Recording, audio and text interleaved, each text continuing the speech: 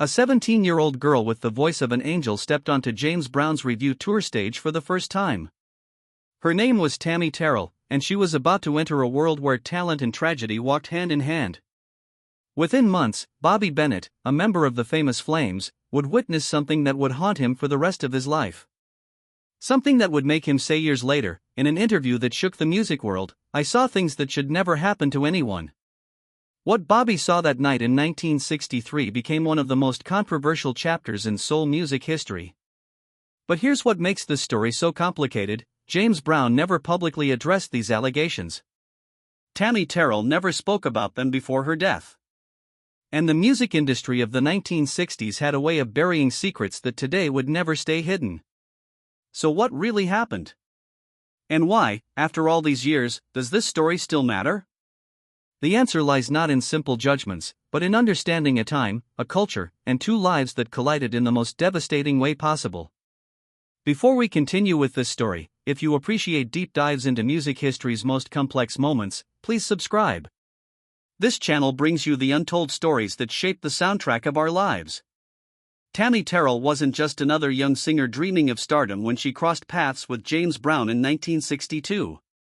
Born Thomasina Montgomery in Philadelphia, she had already tasted success at an impossibly young age. At 11, she performed for Wilt Chamberlain at a professional event. By 13, she was recording with Scepter Records. At 15, she appeared on American Bandstand, her voice carrying a warmth that made producers stop everything and listen. When Tammi sang, people didn't just hear notes, they felt something shifting in their chest, something that reminded them of every heartbreak and every hope they'd ever carried. When James Brown's people reached out with an offer to join his review tour, it must have seemed like destiny calling. The godfather of soul, the hardest working man in show business, wanted her in his orbit. For a teenage girl from Philadelphia with dreams bigger than the city skyline, saying no wasn't really an option. She packed her bags and stepped into a world that would change her forever, though not in the way she imagined during those first exciting days on the road.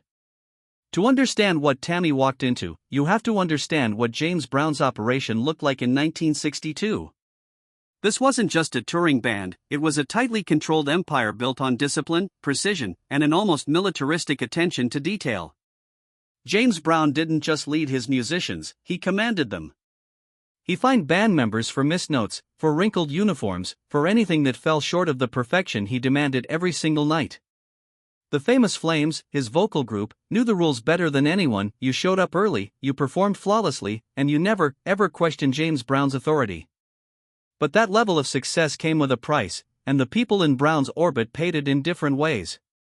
His need for control extended beyond the stage, beyond the music, into the personal lives of everyone who traveled with him. When you worked for James Brown, you belonged to James Brown. Your time, your energy, your loyalty, all of it was expected without question. For a 17-year-old girl joining that world for the first time, the intensity must have been overwhelming in ways she couldn't have anticipated. The tour circuit was unforgiving, night after night performing in segregated venues across the South, sleeping on buses, enduring conditions that tested everyone's limits. And somewhere in that pressure cooker environment, something went terribly wrong. In February 1963, Tammi Terrell left the James Brown Review. The departure was abrupt, the kind of sudden exit that suggested something more than a simple career change. One moment she was part of Brown's world, the next she was gone, cutting ties completely, refusing to discuss her time on the tour with anyone who asked. The silence was notable in an industry where performers usually stayed connected through shared memories and mutual respect. Something had happened, something significant enough to make a 17-year-old girl walk away from the biggest opportunity of her young career. But Bobby Bennett remembered. Bobby Bennett, who sang with the famous Flames, who traveled on that bus, who was there during those months when Tammi was part of the tour, he carried something heavy. For decades, he carried it in silence, the way so many people in the music industry carried secrets that felt too dangerous to share. The code was clear: what happened on the road stayed on the road. Speaking out meant ending your career, burning bridges with powerful people who could make or break your future. So Bennett stayed quiet, even as the weight of what he knew grew heavier with each passing year. Tammi signed with Motown Records in 1965, entering a completely different universe from the one she'd left behind with James Brown. The partnership with Marvin Gaye changed everything for her. Starting in 1967, they recorded duets that became instant classics: Ain't No Mountain High Enough, Your Precious Love, Ain't Nothing Like the Real Thing. The chemistry between their voices was undeniable, a perfect blend of Marvin's smooth intensity and Tammi's warm power. But even as her career soared, Tammi's personal life remained turbulent. In 1965, she became involved with David Ruffin, the lead singer of The Temptations and one of Motown's biggest stars. The relationship was passionate and volatile, marked by intensity that people around them found concerning. Ruffin's talent was matched by his demons, and those demons sometimes manifested in ways that hurt the people closest to him.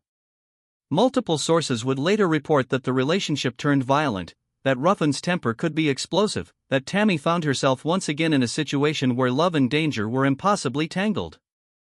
The incident that haunts this part of Tammi's story allegedly occurred in 1967.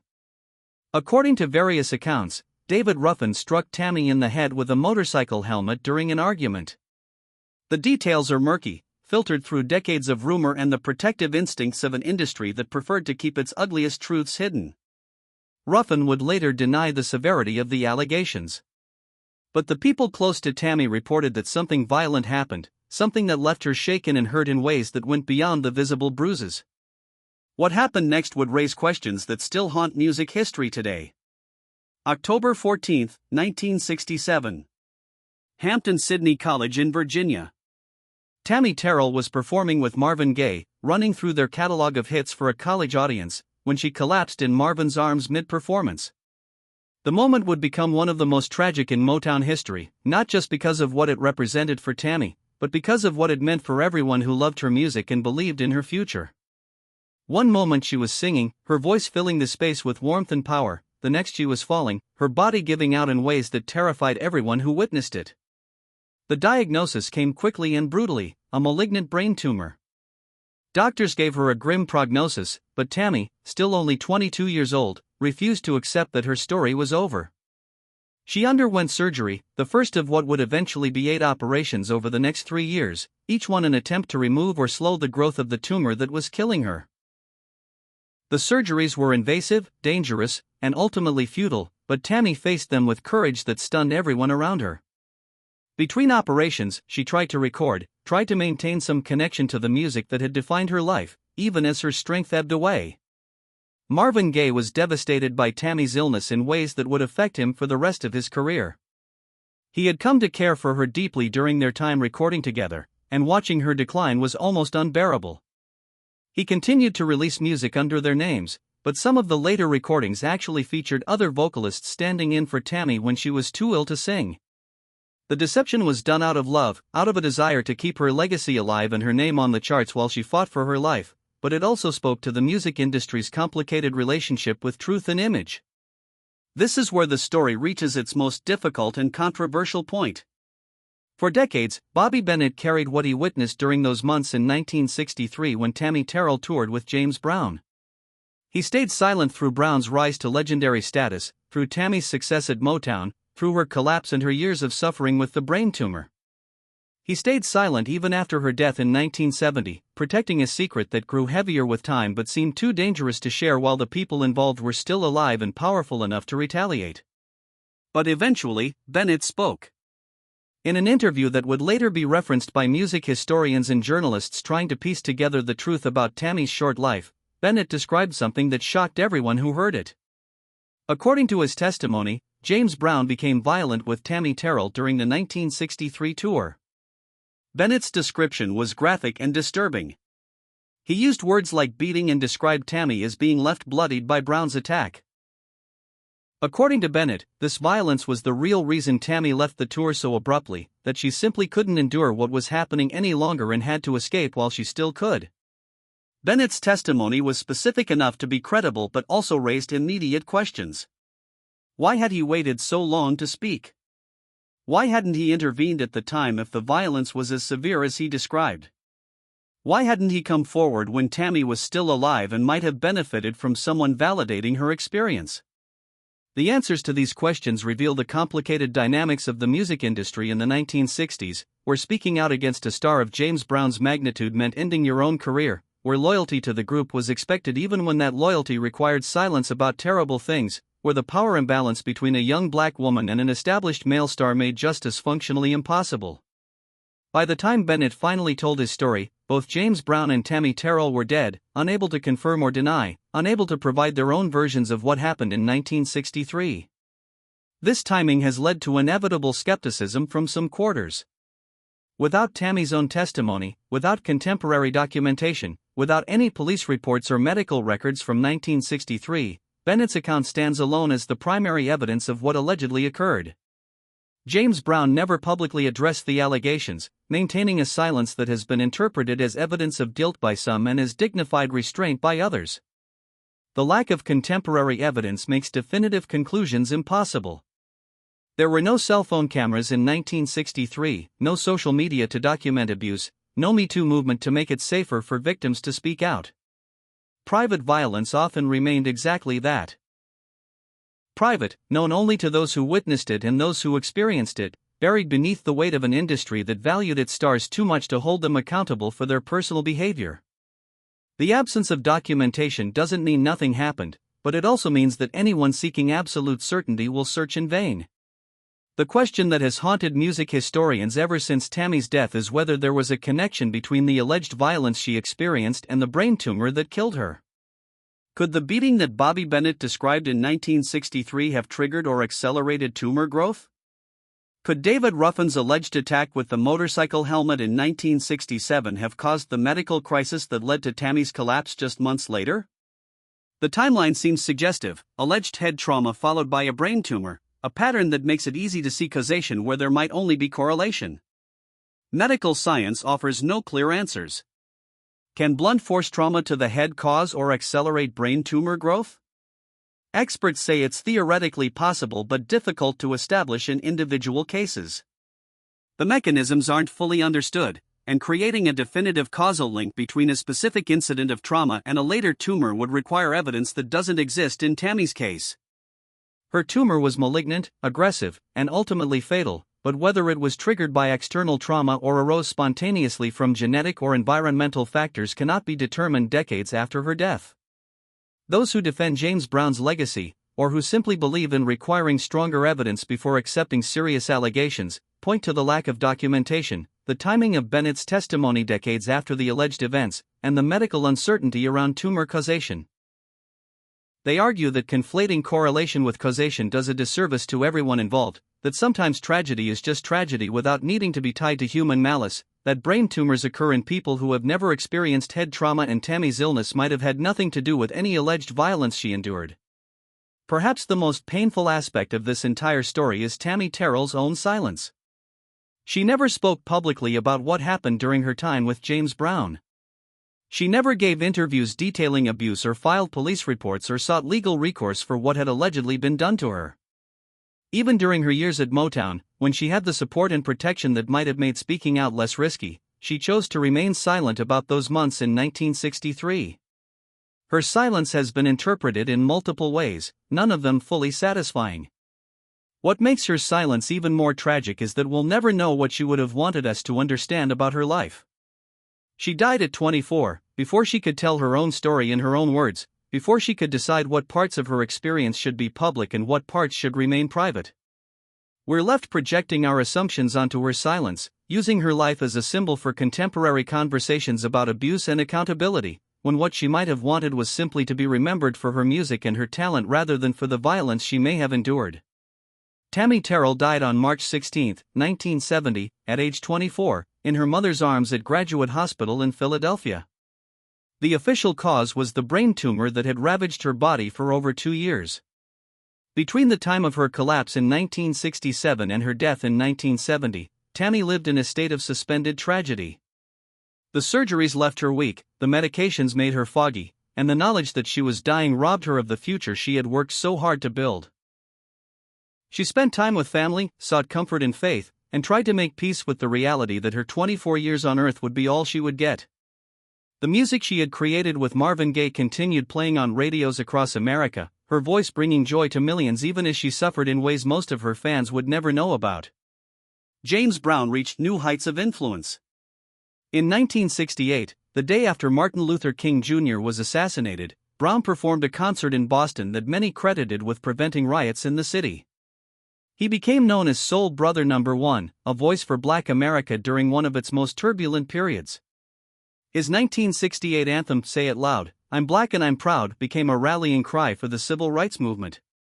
His legacy as a musical innovator and cultural force was secure, and the allegations about his treatment of Tammi Terrell remained buried beneath the weight of his achievements, a story that only a few people knew and even fewer were willing to discuss.